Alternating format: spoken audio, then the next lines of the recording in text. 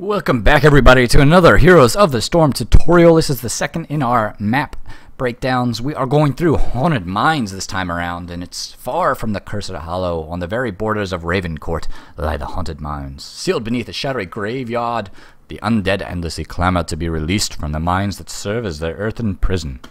There's a really cool map.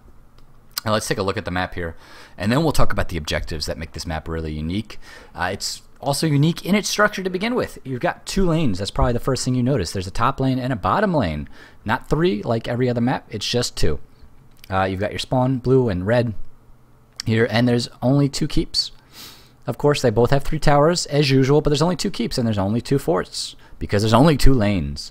And then you have three camps. There are two watchtowers here. Garden of Terror didn't have any watchtowers, so this is something different that we should go into a little bit. Watchtowers right here. You stand on this. It's a little bit like a Xel'Naga watchtower in StarCraft, if you're familiar with that. What you actually do is you stand on it. There's a little timer that you have to, basically just like you're capping a merc camp, and you cap the watchtower, and then you get a vision.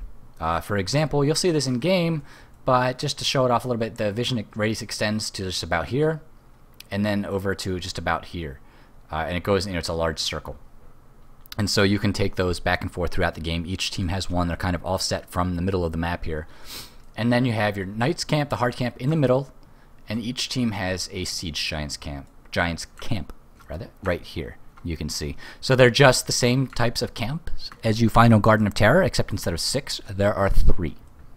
You've also got a number of, instead of the green bushes we had on Garden of Terror, you have kind of these the brown bushes. I'm not sure what kind of, if that's like what is that? I can't remember what those are called, but yeah, you have these plants here and you can hide in these things, and you've got a little alleyway, great for body blocking people in this area.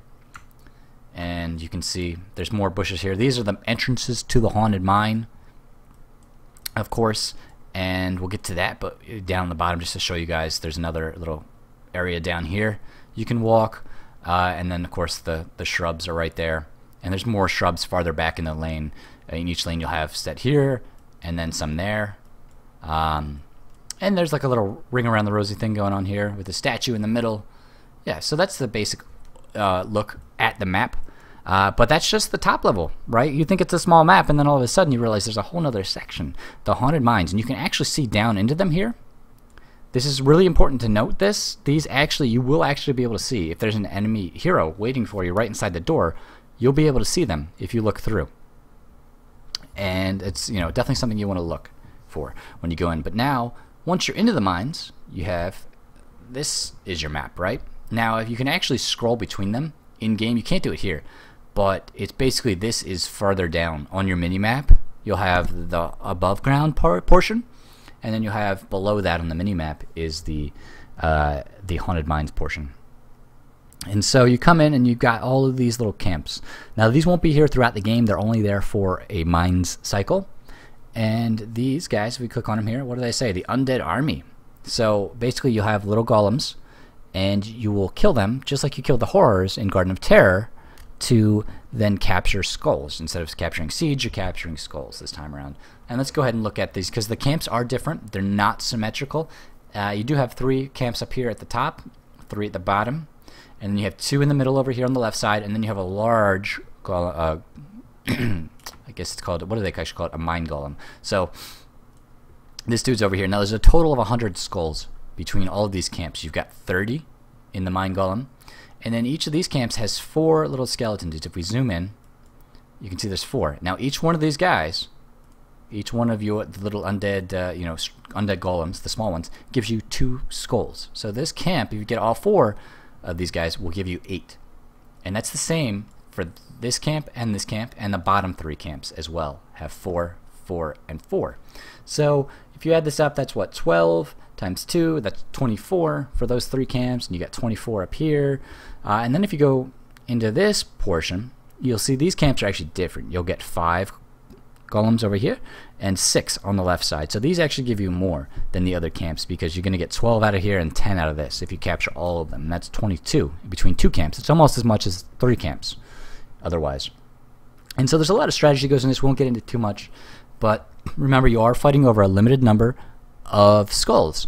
And once all these skulls, all 100 have been captured, whether by both teams or by one team, you then spawn a golem above ground. If we go back up to the main portion, you'll actually see, if we look at the red team's base over here, this is where their golem will spawn.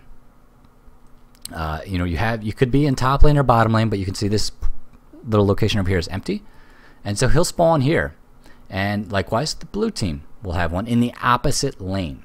Okay, and what will happen is, after that first mine cycle is down, after about a minute, you have to channel kind of, and you'll see the health bars going up, kind of like the Terror on the Garden of Terror map. Once the health bar is complete, they've spawned.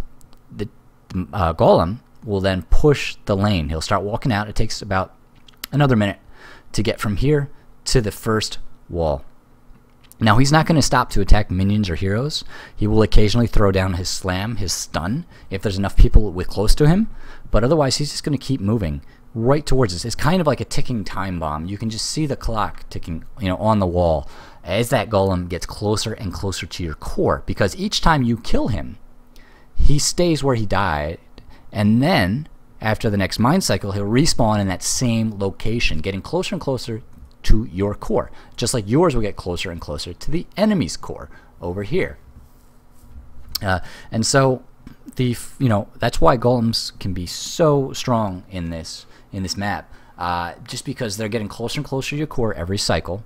And if they get too strong, it's really hard to bring them down. Remember, there's 100 skulls, so 50-50 would be even. A 100 skull golem would be the best you could get, and the enemy golem would be at 0, would be basically useless. And so that's really important to consider. We won't get into the tactics too much because this is just the first walkthrough. But just to give you an idea of that, it's kind of like I said, like a ticking clock on the wall. You can see it counting down, and it's getting closer and closer to your core. That axe is getting closer to your head, kind of like it's like you gotta dodge the bullet or something like that. And so that's how that works. The other thing to note too is that your siege giants are gonna push the opposite lane of your golem. So here, the blue golem will go top lane. These siege giants are going to push bottom lane, and you can use those to attack. You can also use those to defend when you're fighting against the enemy team's golem, for example. But that's kind of strategy that we don't want to talk about too much. And then you have the knight camp here in the middle, which will actually, I believe, push opposite of your golem as well. The enemy siege giants, however, are actually, if we were to cap these as the blue team, would go up here and start working on this gate right there. So that's important to note, just like the trajectories there, because it's not like Garden of Terror where they push the closest lane. It's a little different on this map. The map used to be completely different. You had 2 more siege giant camps up top, like kind of right in these areas, and it was a little imbalanced in the fact that you could get these siege giants to push the top lane, so whoever spawned with the golem up top had a little bit easier of a time because of that. But it's the map was completely different then. They changed everything. Even the mines portion changed. They made it a little smaller. And so, we don't want to really talk about what was. We're just going to focus on what is. But I think that covers most of the kind of dynamics of this map. We'll get into game. You'll see how you get the countdown, just like the night cycle in Garden of Terror. You'll get a countdown. Oh, the mines will open, and then they'll open, and you go in, and they stay open till you get that last skull. So you can leave skulls in there if you want. You can, fight over them for quite a long time. But once you've gotten that, then the golems will channel. After about a minute, they'll, 55 seconds, they'll spawn, and then they're up and pushing towards your core when the enemy team's core, until they are killed. And then you have, I think it's about 2 minutes after you kill the last golem until you get another round of the mines. Alright, so it's a fun map. Some people hate it and others love it. It's really interesting dynamic. It's completely different from the other maps in a lot of ways, but every map's unique here in Heroes of the Storm, which is awesome. It gives such a great variety to this. So we're going to go ahead and get to part 2 and jump into the actual gameplay in a custom game to show it off.